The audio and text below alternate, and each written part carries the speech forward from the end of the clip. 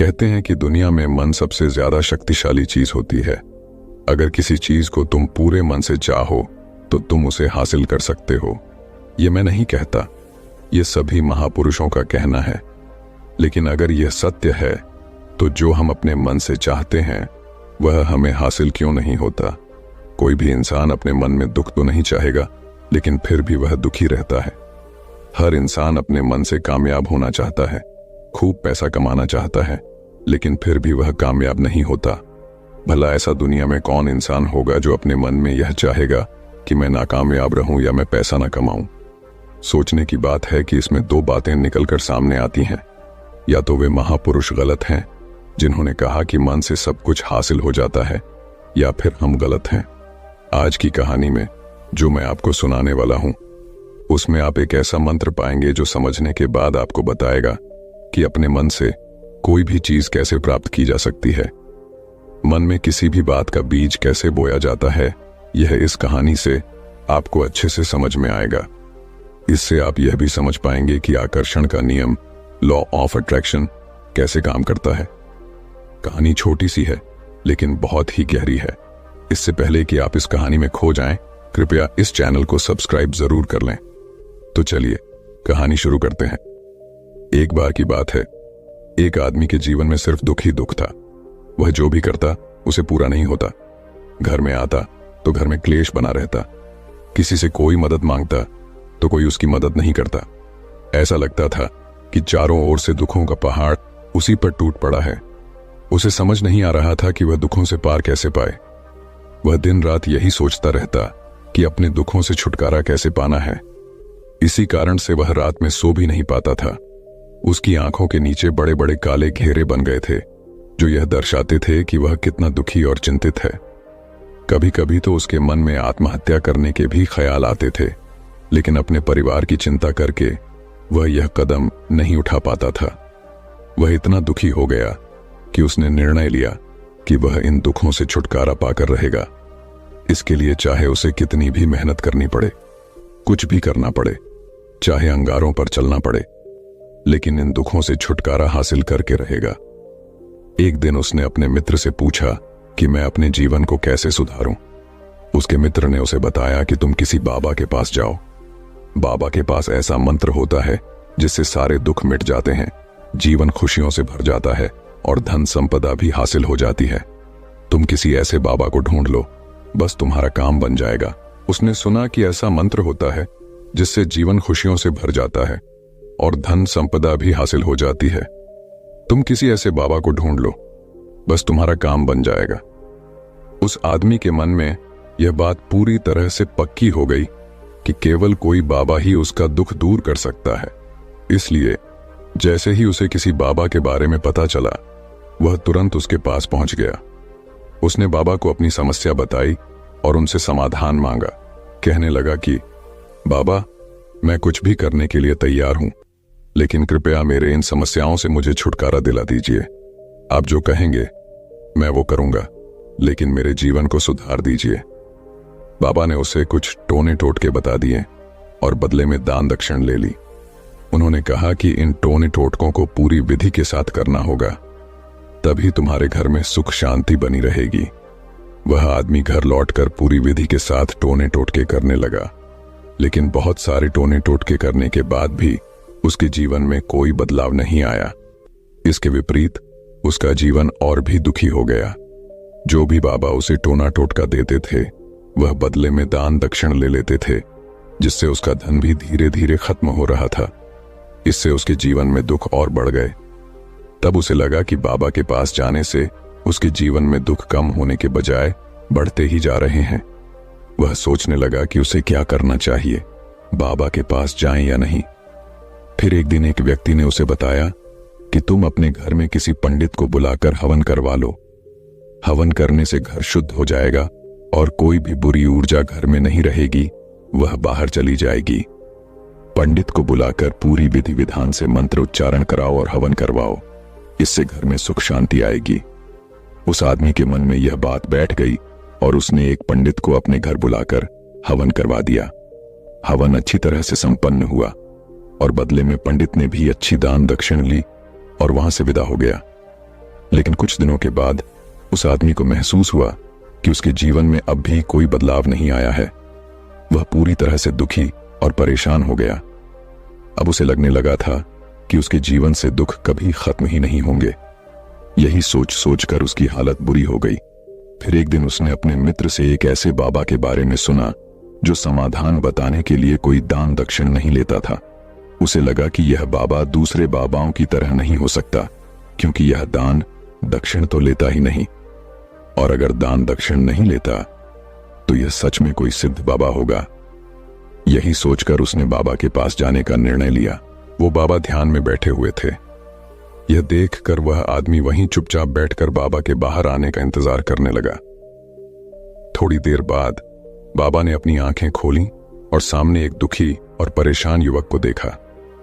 बाबा ने उसकी आंखों के नीचे आने वाले काले घेरे देखे और समझ गए कि वह व्यक्ति अपने जीवन से कितना परेशान है। उन्होंने उसे संबोधित करते हुए पूछा, बच्चा, तुम क्या चाहते हो? बाबा के पास क्या लेने आए हो? उस आदमी ने कहा, बाबा, मैं अपने जीवन से बहुत परेशान हूं। मैंने इन दुखों को दूर करने के लिए बहुत सारे रास्ते अपनाए हैं। मैंने हर वो तरकीब की है जो किसी बाबा ने मुझे बताई, हर वह काम किया जो किसी ने मुझसे करने को कहा, लेकिन मेरे जीवन में दुखों में कोई कमी नहीं आई। इसके विपरीत मेरे जीवन में दुख और बढ़ गए हैं। मुझे समझ नहीं आ रहा है कि मैं क्या करूं। कभी कभी तो मैं आत्महत्या करने की सोचता हूं, लेकिन अपने परिवार की चिंता करके मैं यह कदम नहीं उठा पाता। मैंने आपके बारे में बहुत सुना है और मैं बहुत उम्मीद के साथ आपके पास आया हूं। कृपया मुझे कोई ऐसा मार्ग बताएं जिससे मैं अपने दुखों से छुटकारा पा सकूं। मैं अपने दुखों से छुटकारा पाने के लिए कुछ भी करने को तैयार हूं। आप मुझे कोई भी रास्ता बताएं, चाहे वह कितना भी कठिन क्यों ना हो, मैं उसे पार करके रहूंगा। बाबा ने महसूस किया कि वह आदमी सच में बहुत परेशान है। उन्होंने उसकी बात सुनकर कहा, बच्चा, दुखों को दूर करने के लिए मंत्र ऐसे ही नहीं मिलते। मंत्र पाने के लिए कुछ करना पड़ता है। तुम कुछ कर सकते हो। यह सुनकर पहले तो उस आदमी ने सोचा कि बाबा भी उससे दान दक्षिण ही मांगेंगे, लेकिन और कोई रास्ता न पाकर उसने कहा, बाबा, आपको जितनी भी दान दक्षिण चाहिए मैं देने के लिए तैयार हूं, लेकिन आपका मंत्र सच्चा होना चाहिए, पूरा होना चाहिए, और उसका फल मुझे मिलना चाहिए। उसके बाद मैं आपको जो भी दान दक्षिण देना चाहूंगा दे दूंगा। बाबा ने कहा, दान दक्षिण तो बहुत छोटी चीज है, मुझे वह नहीं चाहिए। इस पर वह आदमी सोच विचार करके बोला, तो बाबा, मैं अंगारों पर भी चलने के लिए तैयार हूं, आप मुझे बस आज्ञा दीजिए। बाबा ने कहा, अंगारों पर चलना एक छोटी सी चीज है। मैं तुमसे जो करने वाला हूं वह बहुत कठिन मंत्र है। क्या तुम उसे पूरा कर पाओगे?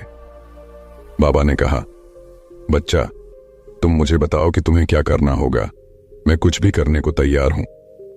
इस पर बाबा ने उसे कहा, जब तुम अपने घर वापस जाओ तो रास्ते में अपने मन में यह दोहराते रहना कि मैं सुखी हूं, मैं सुखी हूं, मैं सुखी हूं। बार बार अपने मन में यही दोहराना।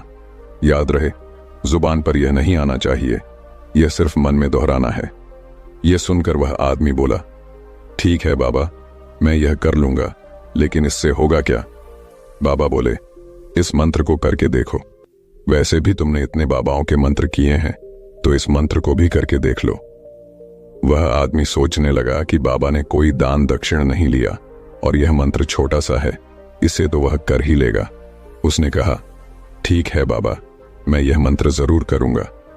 यह कहकर वह आदमी वहां से उठकर चलने लगा। लेकिन जैसे ही वह चलने लगा, पीछे से बाबा ने कहा, बच्चा, एक बात याद रखना, जब तुम यह मंत्र अपने मन में दोहराओ तो तुम्हारे मन में बंदर के विचार नहीं आने चाहिए, बंदर का ख्याल भी नहीं आना चाहिए, तभी यह मंत्र सिद्ध होगा। वह आदमी बोला, मुझे तो आज तक बंदर का कोई विचार नहीं आया, तो अब क्यों आएगा? आप चिंता मत करिए बाबा, मैं बस मन में यही दोहराऊंगा कि मैं सुखी हूं, मैं सुखी हूं। इसके अलावा बंदर का कोई विचार मेरे मन में नहीं आएगा। यह कहकर वह आदमी वहां से चल दिया। वह मन में मैं सुखी हूं, मैं सुखी हूं यह दोहराते हुए थोड़ी दूर ही चला था कि अचानक उसके मन में बंदर का ख्याल आ गया। बंदर का ख्याल एक बार आया और चला भी गया, लेकिन उसने सोचा, आज तक तो मुझे बंदर का कोई विचार नहीं आया, यह आज बंदर का विचार क्यों आया? और इसी तरह उसने बंदर के विचार को पकड़ लिया। वह यह भूल गया कि उसे क्या मंत्र दोहराना है और बंदर के बारे में सोचने लगा। जब थोड़ी देर बाद उसे फिर से होश आया तो उसने फिर से अपना वही मंत्र दोहराना शुरू किया जो बाबा ने उसे बताया था, मैं सुखी हूं, मैं सुखी हूं। लेकिन अचानक से सामने एक बंदर दिखाई दिया और यह देखकर उसके मन में फिर से बंदर का विचार उठ गया। वह अपने अंदर से विचार को बाहर फेंकना चाहता था। वह चाहता था कि उसके मन में किसी भी तरह से बंदर का विचार ना आए, लेकिन सामने तो बंदर ही दिखाई दे रहा था। ऐसे ही जद्दोजहद करते हुए वह घर पर पहुंचा।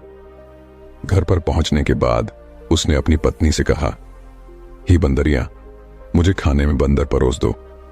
जब उसे एहसास हुआ कि उसने क्या बोल दिया तो वह अपने बाल नोचने लगा और दीवारों में सिर मारने लगा।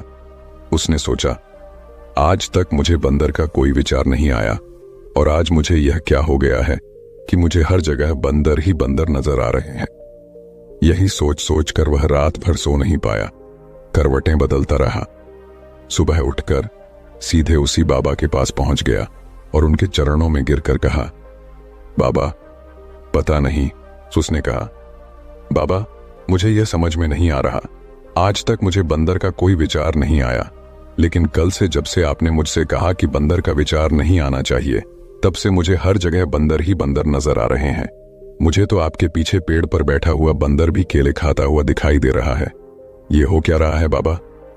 ये सुनकर बाबा हंसने लगे और बोले, बच्चा, मन का जाल एक ऐसा जाल है जिसे समझ पाना इतना आसान नहीं है। बंदर तो तुम्हारे रास्ते में पहले भी आते थे। जब तुम मेरे पास आए थे तो इन्हीं पेड़ों पर बंदर घूम रहे थे, लेकिन तब तुम्हारे ध्यान में ये बंदर नहीं थे। तब तुम्हारे ध्यान में सिर्फ अपने दुख थे। इसके बाद बाबा ने उसे समझाया, बच्चा, हम जिस चीज से भी दूर भगाना चाहते हैं वही चीज हमारे मन में बहुत गहरे में प्रवेश कर जाती है। वह हमारे अंतर्मन में समा जाती है। असल में हम जिस चीज से भी छुटकारा पाना चाहते हैं वह इसलिए पाना चाहते हैं क्योंकि वह हमारे साथ बहुत गहरे से जुड़ी हुई है, और हम जितना ही उससे छुटकारा पाना चाहते हैं वह उतनी ही गहरी हमारे मन में बैठती चली जाती है। अंततः वह हमारे अंतर्मन में छा जाती है। ऊपर से तो हम चाहते हैं सुखी होना, मैं सुखी हूं कहते रहते हैं, लेकिन हमारे मन में दुख ही दुख होते हैं। हमारे विचारों में, हमारे मन में हमें दुख ही दुख दिखाई देते हैं। इसीलिए अपनी जुबान से बार बार यह बोलने से कि मैं सुखी हूं, हम सुखी नहीं होंगे जब तक यह मंत्र हमारे अंतर्मन में प्रवेश नहीं करेगा। उसने पूछा, बाबा, लेकिन यह मंत्र हमारे अंतर्मन में प्रविष्ट कैसे होगा? बाबा ने कहा, बच्चा, अपने दुखों से लड़ना बंद कर दो। जब तक तुम अपने दुखों को दूर करने के बारे में सोचते रहोगे तब तक वह दुख तुमसे चिपके रहेंगे, तब तक वह तुम्हारे अंतर्मन पर अपना राज जमाए बैठे रहेंगे। और जिस दिन तुम दुखों के बारे में सोचना ही छोड़ दोगे तब से तुम्हारी जिंदगी से दुख गायब हो जाएंगे, क्योंकि किसी भी चीज से छुटकारा पाने के लिए हमें उस चीज के बारे में सोचना पड़ता है, और हम जितना ही उस चीज के बारे में सोचते हैं वह उतनी ही गहरी हमारे मन में प्रविष्ट होती चली जाती है। हम अक्सर दुखों के बारे में ही सोचते हैं। हम यही सोचते हैं कि हमारे जीवन में दुख है और हमें इससे छुटकारा पाना है। इसी वजह से बार बार सोचने से वह दुख हमारे अंतर्मन में प्रविष्ट हो जाते हैं और हमें एहसास भी नहीं होता। इसीलिए अगर तुम दुखों से छुटकारा पाना चाहते हो तो दुखों से छुटकारा पाने के बारे में सोचना छोड़ दो, तुम्हें दुखों से छुटकारा मिल जाएगा। बाबा ने समझाया, अक्सर लोग धूम्रपान छोड़ना चाहते हैं, शराब छोड़ना चाहते हैं, सुबह अपने आप से वादा करते हैं कि वे कोई गलत काम नहीं करेंगे, लेकिन शाम को जब लौटते हैं तो नशे में चूर होकर लौटते हैं। ऐसा क्यों होता है कि जो हम सोच रहे हैं वह पूरा नहीं कर पा रहे हैं? असल में हम उस चीज को बहुत ज्यादा तवज्जो दे रहे हैं, उसे बहुत ज्यादा नियत दे रहे हैं। जब भी हम उसे चीज को छोड़ने के बारे में सोचते हैं तो हम उसकी ओर ज्यादा ध्यान देते हैं। बाबा ने आगे समझाया, हमारी मानसिकता में जिस चीज की विशेषता और महत्व अधिक हो जाता है, हम उसके बारे में जितना अधिक सोचते हैं उतना ही वह चीज हमारे जीवन में अधिक महत्वपूर्ण हो जाती है। जैसे अगर आप शराब या धूम्रपान छोड़ना चाहते हैं तो आप जितना अधिक सोचना चाहते हैं उतना ही आपका मन उस चीज के पीछे भागता है। हमें उस चीज से लड़ने की बजाय बिना सोचे समझे गुजर जाना चाहिए। बाबा ने कहा, अगर आप इस मंत्र को समझ लेते हैं तो आप अपने जीवन में जो भी पाना चाहते हैं उसे अपने अंतर मन में पूरी तरह से स्वीकार कर सकते हैं। और जब एक बार वह लक्ष्य आपके मन में स्थापित हो जाता है तो फिर सफलता पाने में कोई समस्या नहीं आती, कोई दिक्कत नहीं होती। तो दोस्तों, कैसी लगी आपको यह कहानी? कमेंट सेक्शन में जरूर बताएं। और अगर आपको यह कहानी अच्छी लगी हो तो हमारे चैनल सिद्धार्थ 2x को सब्सक्राइब करना ना भूलें। तो मिलते हैं अगली कहानी में, तब तक के लिए अपना ख्याल रखें। धन्यवाद।